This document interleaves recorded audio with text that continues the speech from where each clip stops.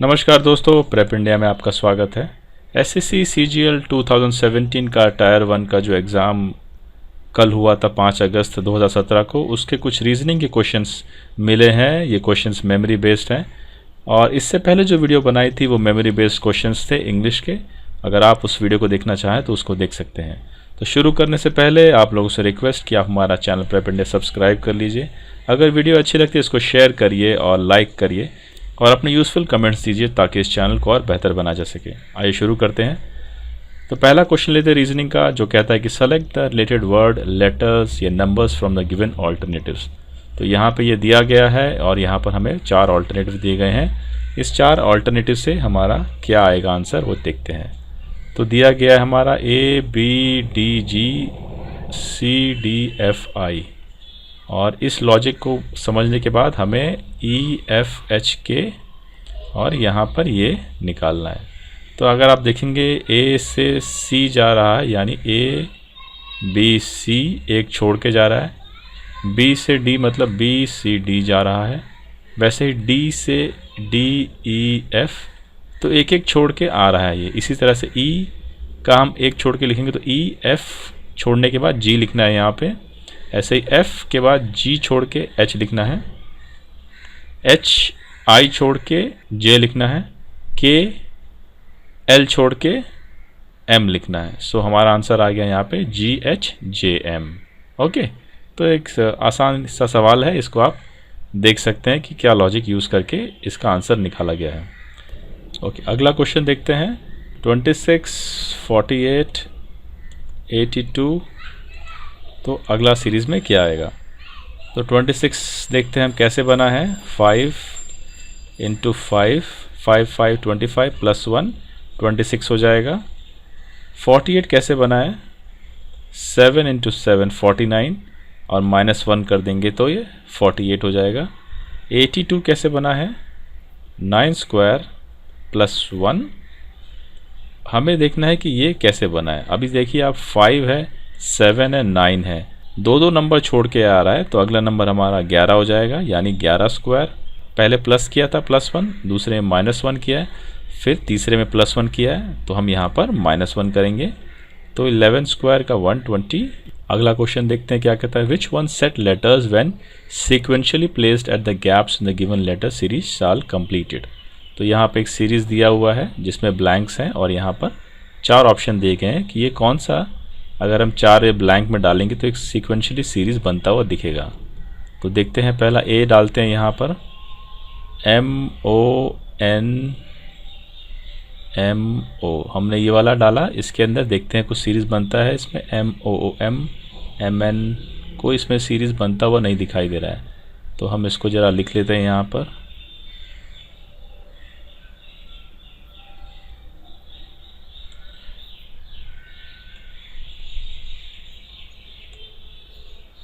अगला ये डालते हैं, ये पहला ऑप्शन गलत, दूसरा डालते हैं MNOMN0। अब ये देखते हैं MNOM देखेंगे आप, ये एक सीरीज़ रिपीटिशन हो रहा है, MNOM, तो ये एक सीक्वेंशियली सीरीज़ बन रहा है। तो हमारा आंसर ये बी पार्ट करेक्ट है। अगला देखते हैं, which number shall complete the series. तो सीरीज़ दिया गया है और इसमें कौन सा नंबर इस सीरीज़ को कंप्लीट करेगा। अब यहाँ पे हम लिख देते हैं सीरीज़ को 14, 27, 52, 101 एंड 198 और अगला सीरीज़ लिखना है। तो 14 कैसे बना है ये, 14 से 27 कैसे बना है ये। अगर हम इसको 14 × 2 कर देंगे तो 28 हो जाएगा, लेकिन 27 है तो -1 कर देंगे, ये आपका 27 हो जाएगा। अब ये 27 से 52 कैसे बना है, 27 सेम लॉजिक को यूज़ करते हुए 27 × 2 -2 कर देंगे तो ये 52 बन जाएगा। 14 54 -2 52 हो जाएगा। अब ये 52 से 101 कैसे बना है, सेम 52 × 2 और 1 2 था, अभी हम -3 कर देंगे तो ये 101 हो जाएगा। 104 -3 101। अब ये 101 से 198 कैसे बना है, सेम लॉजिक फॉलो करके × 2 एंड -4 कर देंगे तो 40202 माइनस 4198। इसी सेम लॉजिक में हम इसका निकाल सकते हैं जो ब्लैंक अगला ऑप्शन है। 198 इंटू 2 माइनस 5, ये आ जाएगा आपका 396 माइनस 5, 391 ऑप्शन हो जाएगा। तो यहाँ पर आएगा 391, ऑप्शन सी हमारा करेक्ट है। चलिए अगला करते हैं। Select the related word letter number from the given alternative. तो यहाँ पे दिया गया है बुक, पेजेस, वॉल, और यहाँ पे हमें लिखना है। तो बुक और पेजेस का रिलेशन क्या है कि बुक के अंदर पेजेस होते हैं। ऐसे ही सेम लॉजिक कर वॉल के अंदर क्या होता है, वॉल के अंदर सैंड होता है, सीमेंट होता है, ब्रिक्स होता है या स्टोन्स होता है। तो वॉल के अंदर सैंड हो सकता है, सीमेंट हो सकता है, स्टोन्स हो सकता है, लेकिन सबसे इम्पॉर्टेंट जो है वो वॉल में ब्रिक्स होता है। तो हमारा ये आंसर ब्रिक्स है। ये सब सैंड, सीमेंट, स्टोन हो सकता है, बट इन सब से ऑप्शन में सबसे जो सही ऑप्शन है वो ब्रिक्स है, कि ब्रिक्स तो होता ही है। जैसे बुक्स के अंदर पेजेस होता है वैसे वॉल्स के अंदर ब्रिक्स होता है।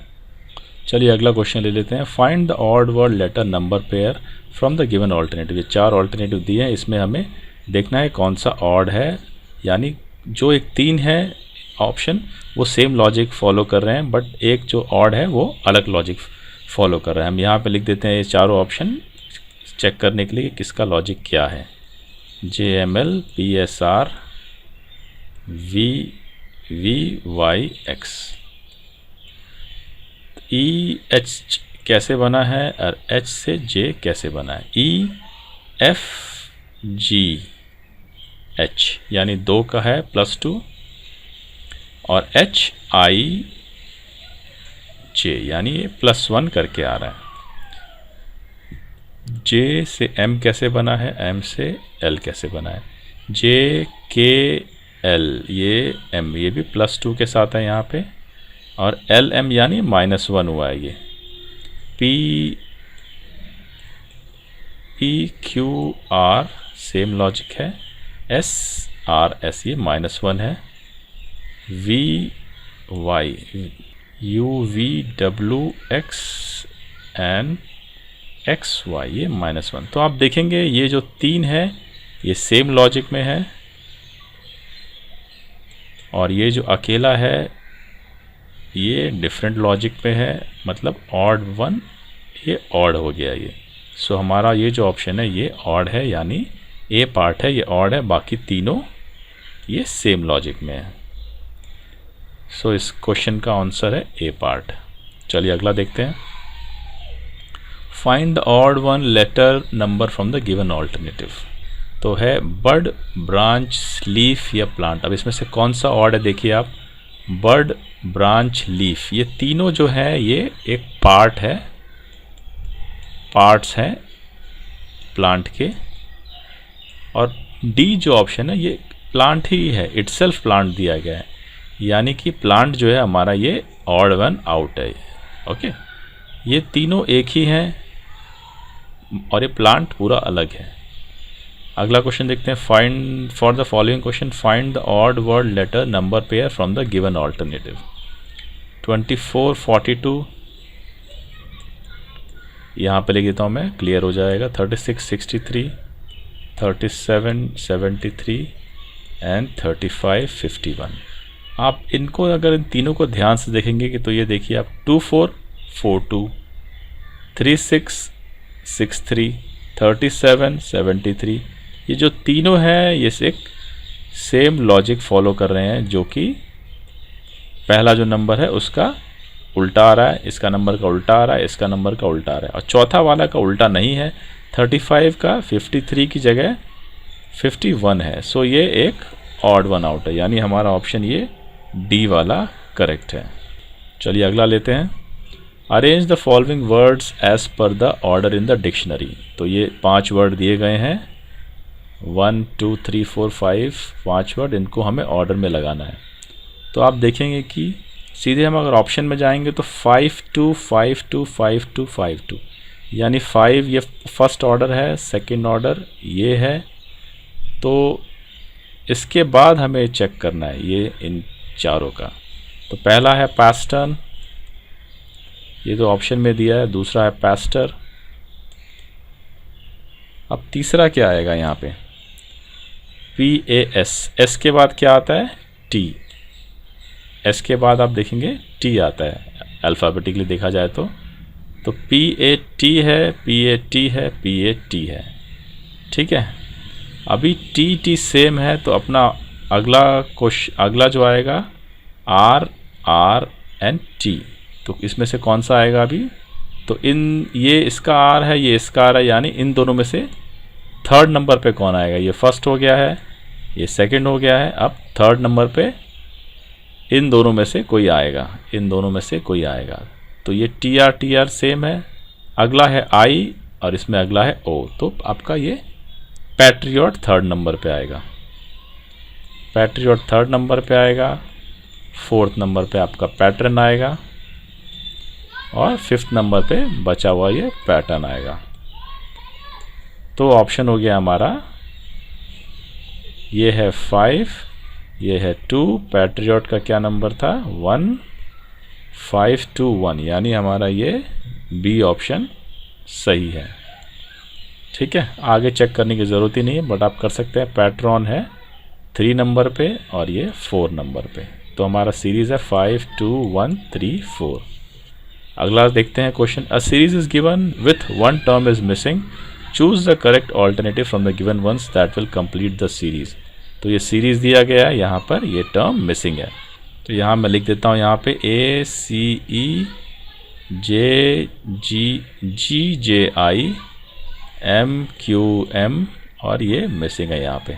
अभी देखेंगे A से G कैसे बना है, ये A के बाद आता है BCDEFG, यानी 5 छोड़ के ये बना है। C से ये कैसे बना है, JCDEFGHI, ये 6 छोड़ के बना है। और E से I कैसे बना है, FGH, ये 3 छोड़ के बना है, ठीक है। सेम लॉजिक में हम यूज़ करते हैं, M 5 छोड़ के बना है, MNOPQR,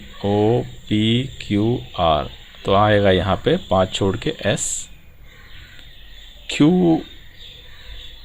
6 छोड़ के बना है, RSTUVW, आएगा यहाँ पे X। और M 3 छोड़ के बना है, M के बाद NOPU और ये Q आ जाएगा, तो आंसर है हमारा SXQ, यानी ऑप्शन नंबर A करेक्ट है। चलिए अगला देखते हैं, if A is 1, cat is 60, cat is 60, इसमें A 1 है, ठीक है। अल्फ़ाबेटिकल में जाएंगे तो A अगर 1 है तो B क्या होगा 2, C क्या होगा 3, ऐसे ही T क्या होगा, T होगा अपना 20, सो मल्टीप्लाई कर देंगे इसको हम, तो 20 इंटू 3 60। ऐसे ही MAN क्या होगा, M तो 1 ही रहेगा जो कि दिया गया है, और M कितना होगा 13, और 13 अगर M है तो M का अगला N है उसका 14, सो 13 इंटू 14 कितना होता है 182 आंसर आएगा हमारा, ये डी ऑप्शन।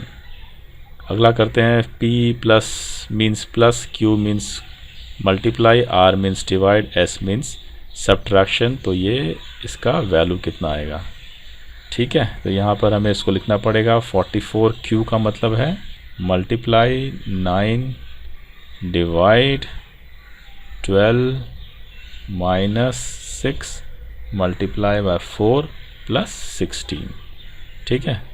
तो ये 44 इंटू 9 डिवाइड बाय 12 मैं यहाँ लिख देता हूँ, माइनस 6 इंटू 4 कितना होता है 24 प्लस 16, इसको डिवाइड कर देंगे 3 से, ये 4 से, ये 11 से, 11 इंटू 3 33 माइनस 24 प्लस 16, इन दोनों को ऐड कर दिया 9, 49 माइनस 24, सो 25 आ गया हमारा answer, option A is 25।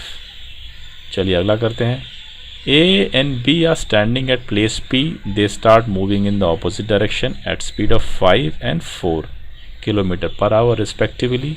What will be the distance between them after 3 hours? तो ये दो केस है, ये पॉइंट P है, पॉइंट P यहाँ है। अगर A इधर जा रहा है और B इधर जा रहा है, A का स्पीड है 5 kmph और B का है 4 kmph। तो 3 घंटे बाद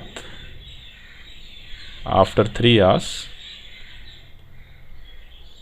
उनका बीच में डिस्टेंस कितना होगा? डिस्टेंस का फॉर्मूला क्या है? Speed into time. टाइम हमारे पास दिया गया है 3 आवर्स। स्पीड हमें निकालनी है। स्पीड कैसे निकलेगी? ये दो केस में है, ये दोनों ऑपोजिट जा रहे हैं तो इनकी स्पीड ऐड हो जाएगी, यानी 9 kmph। So 9 into 3 27 kilometre. इसका आंसर है डी। चलिए अगला क्वेश्चन देखते हैं। If Usha is taller than Nisha, Nisha is taller than Asha, Alka is taller than Usha, Harsha is shorter than Asha, then who among them is the tallest निकालना है। ठीक है, उषा को हम U मान लेते हैं, निशा को N मान लेते हैं, आशा को A1 मान लेते हैं, अलका को A2 मान लेते हैं और ये H हो जाएगा। तो कंडीशन यहाँ लिख देते हैं, U is taller than Nisha and Nisha is taller than A1, A2 is taller than U and Harsha is shorter than Asha, मतलब Asha is taller than Harsha. तो A1 ग्रेटर देन H। तो ये कंडीशन हो गई है। अब इंडिविजुअल कंडीशन, इस कंडीशन को कंबाइन कर देते हैं हम। तो U greater than N, N greater than A1, A2 greater than U and A1 is greater than H। A1 यहाँ है तो ग्रेटर देन H। तो हमारे पास ये कंडीशन आ गया है। तो इस कंडीशन में आप देखेंगे A2 सबसे ग्रेटर है, यानी कि A2 है हमारा अलका। सो टॉलेस्ट है इसमें अलका। चलिए अगला क्वेश्चन देखते हैं। जिसमें लिखा है फ्रॉम द गिवन वर्ड्स, ये जो गिवन वर्ड्स हैं, select the word which can not be formed using the letters of the given word. तो ये हमारे पास गिवन वर्ड है इलस्ट्रियस, और इस इलस्ट्रियस से हमें ये 4 वर्ड बनाए गए हैं। हमें देखना है कि कौन सा इसमें से वर्ड जो है वो नहीं बन सकता है। अभी देखते हैं लस्ट। लस्ट इसमें है LUST, लस्ट है इसमें। ट्रस्ट TRUST, ये T इसमें सेकंड T नहीं है इसमें, तो हमारा ऑप्शन B है। लेकिन हम C और D भी देख लेते हैं। रायट RIOT है इसमें। रस्ट RUST, सो रस्ट भी हमारा। तो हमारा जो ट्रस्ट है ये गलत है, क्योंकि फर्स्ट T है लेकिन सेकंड T नहीं है इसमें। अगला करते हैं। M is the son of P, Q is the granddaughter of O, who is the husband of P, how is M related to O। Okay, M is the son of P, तो M हम बना लेते हैं यहाँ पे, और सन है तो मेल है, यानी इसको मैं स्क्वायर बॉक्स में डाल देता हूँ। और ये P का सन है, लेकिन P मेल है फीमेल नहीं मालूम है, तो मैं इसको सिर्फ P लिख देता हूँ। Q is the granddaughter of O, who is the husband of P।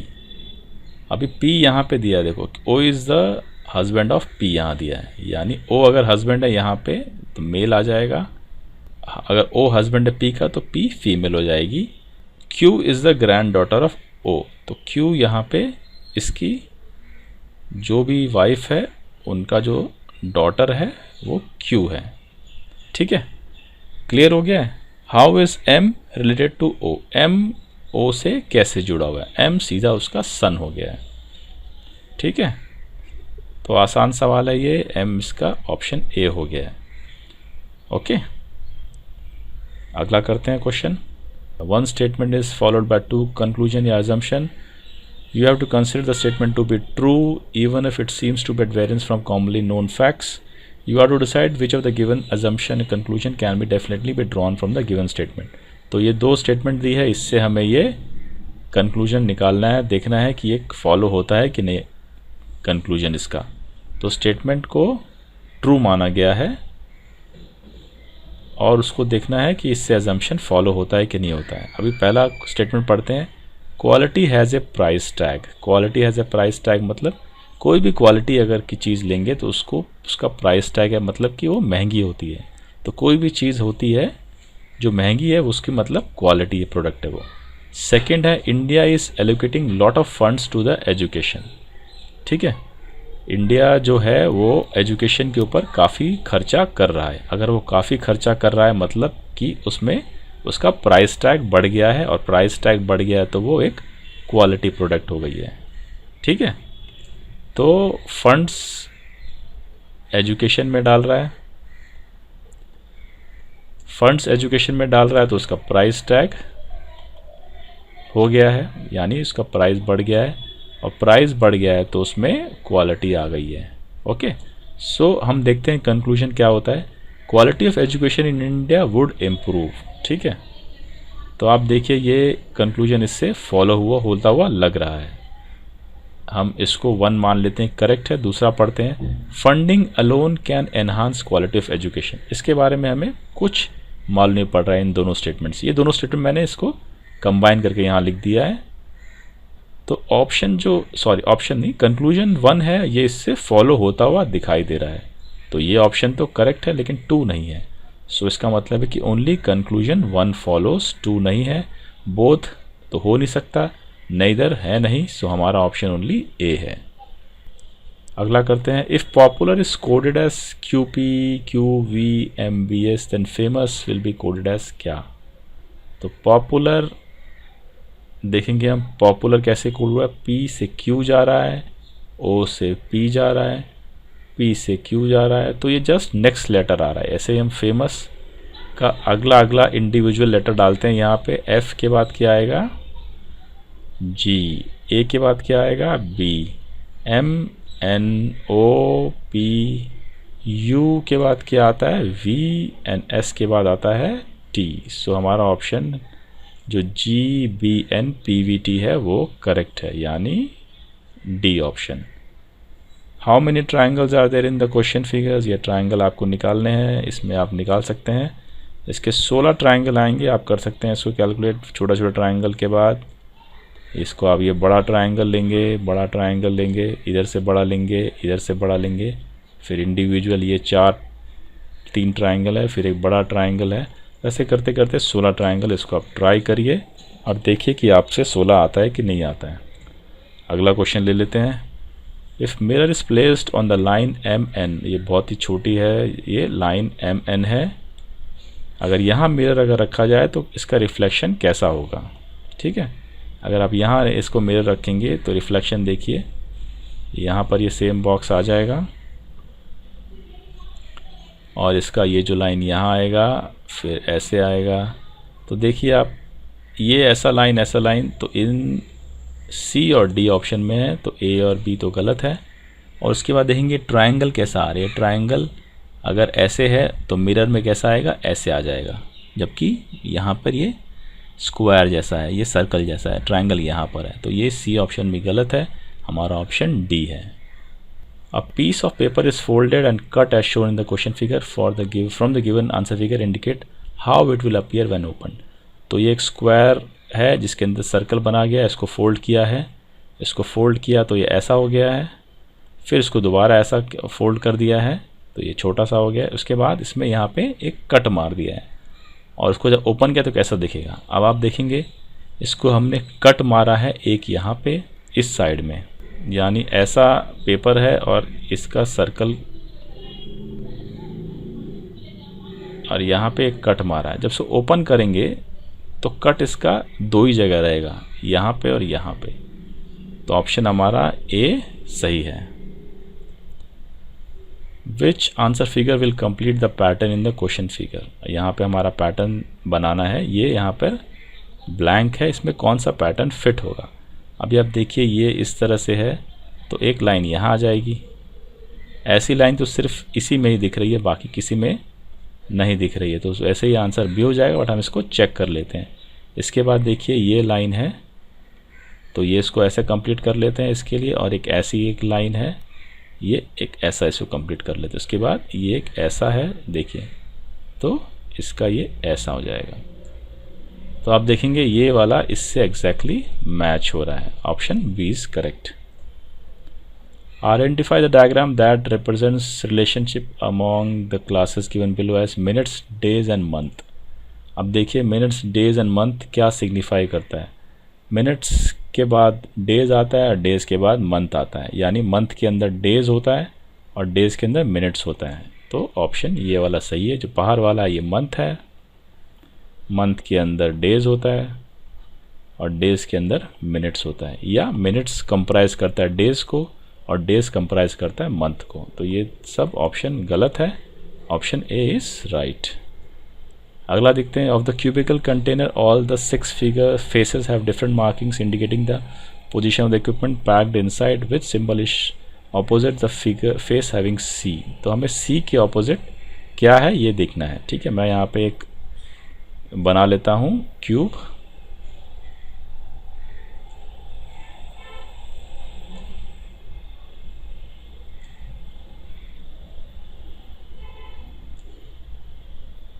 ठीक है, y x z, तो y इस फेस में हो गया, x ये ऊपर का टॉप फेस हो गया, इसको फिगर को मैं ले रहा हूँ पहले, और z।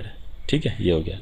अब अगली फिगर को लेते हैं z b y, तो कहाँ होगा z b y, z यहाँ है तो x यहाँ नहीं सकता, तो z इसके यहाँ पर होगा बॉटम फेस में, b z b and y हो गया। अभी अगला लेते हैं a x c, x यहाँ है तो कहाँ a जाएगा, a ये बैक वाले पोर्शन में जाएगा, ये जो है ना बड़ा ये वाला, इसमें a हो जाएगा। मैं इसको पीछे है तो ये डॉटेड में a बना देता हूँ, ये आपका a हो गया। ये ध्यान देखिए x टॉप वाला है, टॉप पोर्शन है, और x ये इसका बैक वाला, सॉरी a जो है इसका बैक वाला है, और c इसका ये बैक वाला हो गया, यानी c हो गया ये वाला। ठीक है, अब हमें निकालना है कि c के सामने कौन सा ऑपोजिट है। c अगर ये है तो उसके ऑपोजिट क्या है, z, तो c के ऑपोजिट क्या है, z, यानी option A is correct. Last question ले लेते हैं। In this matrix the set of numbers given in the alternatives are represented. ये मैट्रिक्स 1 दिया है, मैट्रिक्स 2 दिया है। इसमें ये देखिए कॉलम और रो में 0 1 2 3 4 0 1 2 3 4, और यहाँ पे कुछ नंबर्स एंड अल्फ़ाबेट्स दिए गए हैं सेम। 4 के बाद यहाँ 5 6 7 8 5 6 7 8, और यहाँ पे अल्फ़ाबेट्स एंड नंबर्स दिए गए हैं। अगर आप देखिए कि ओ, अगर हम देखें कैसे रिप्रेजेंट किया गया, ओ रिप्रेजेंट किया है इस लाइन से 0 एंड 3, तो ओ हमें कैसे रिप्रेजेंट किया है, 0 एंड 3, एंड यहाँ पे ओ कैसे रिप्रेजेंट किया है, 2 एंड 2, सो 2 से भी रिप्रेजेंट किया है। ओ यहाँ पर है तो 1 एंड 1 11 से भी रिप्रेजेंट किया है। सो ऐसे करते करते आप कोई भी नंबर को आप रिप्रेजेंट कर सकते हैं। हमें देखते हैं कि बीड कैसे रिप्रेजेंट हुआ है, BEAD। ठीक है, तो मैं यहाँ लिखता हूँ बड़ा बड़ा BEAD। अभी देखिए B कहाँ है, B यहाँ है। B पहला B देखते हैं कैसे है, 5 एंड 7, B ये है और 5 एंड 7, सो B का क्या है पहला 5 एंड 7। दूसरा B कहाँ है, ये 6 एंड 5, 6 एंड 5, और B कहाँ है, यहाँ पर है 7 एंड 9, तो 79, और एक लास्ट 2 B और बचे हैं, B 8 एंड 8, एंड ये वाला B है 9 एंड 6, 96। तो आप देखिए इस B में कौन सा है, 97 है यहाँ पे, नहीं है, तो ये ऑप्शन तो गलत है। 88 है यहाँ पे, 88 है यहाँ पे, ये ऑप्शन सही हो सकता है। पहला C देखते हैं, 57 है, 57 भी है, तो ये ऑप्शन C भी हो सकता है। एंड 75 है, 75 नहीं है, तो ऑप्शन D नहीं है। तो हमारा आंसर B और C में हो सकता है। तो हमें आगे के नंबर्स देखने पड़ेंगे। E तो 57 हो सकता है या 88 हो सकता है। अभी E देखते हैं, E यहाँ पर है 0 एंड 1, E ये है 0 एंड 1, ये E है 1 एंड 4, ये वाला E है 2 and 0, इधर E है 3 and 2, ये वाला E है 4 and 3। ठीक है, अब इसमें देखिए इस वाले B में अगला है 41 जो कि नहीं है, इस वाले में अगला है 32 है यहाँ पे। सो ऑप्शन सी हमारा करेक्ट है। ये A और D आपको निकालने की ज़रूरत नहीं है, लेकिन आप निकाल सकते हैं, फिर भी अननेसेसरी टाइम वेस्ट है, बट मैं यहाँ आपको दिखा देता हूँ। A क्या है 0 and 2, फिर A है 1 and 0, जल्दी कर देता हूँ आपके लिए। फिर A है यहाँ पे 2 and 4, A है यहाँ पे 3 and 3, तो देखिए 40 और ये वाला A है यहाँ पे 41। सो 41 एक ये था। तो 57, 32 एंड 41 D का देख लेते हैं यहाँ पे। 56 D है यहाँ पे 69, D है यहाँ 75, D है 87 एंड D है यहाँ पे 99। तो नेक्स्ट नंबर इज 87 जो कि यहाँ पर है। सो ये नंबर है आपका करेक्ट, 57, 32, 41 एंड 87। ठीक है, ठीक है फ्रेंड्स, आज की वीडियो में इतना ही। आशा आपको ये वीडियो पसंद आई होगी। आप प्रीलिम्स एग्ज़ाम होने वाला होगा, उसमें ये हेल्प करेगा। आप लोगों से रिक्वेस्ट कि हमारा चैनल पर अपने सब्सक्राइब कर लीजिए आपके आने वाले एग्ज़ाम्स के लिए। ऑल द वेरी बेस्ट, और ये वीडियो देखने के लिए बहुत बहुत धन्यवाद।